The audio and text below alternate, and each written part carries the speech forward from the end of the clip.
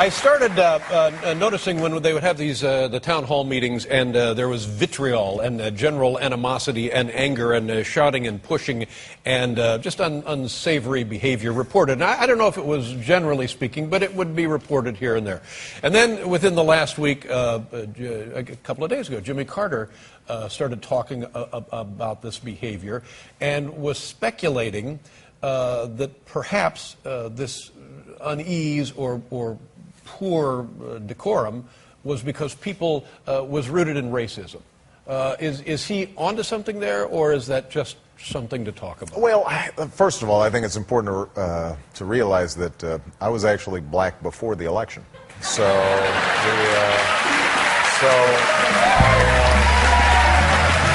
Really? This is true.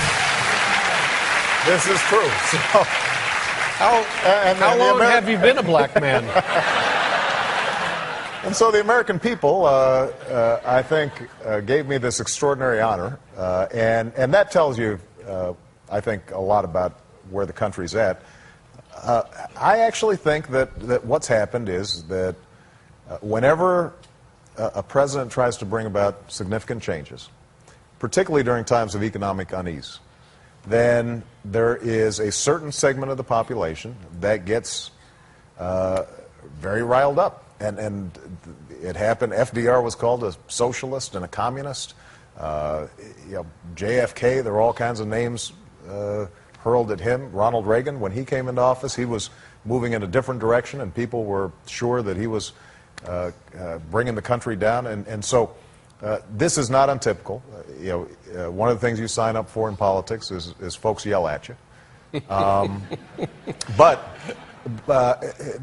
I think that what has been missing from the conversation is that the overwhelming majority of people, Republican or Democrat, I think they just want to see some common sense. They want to see some honesty and integrity in Washington. I think they're turned off by the shouting and the yelling, and they expect more from their public elected officials. And so that's something that I want to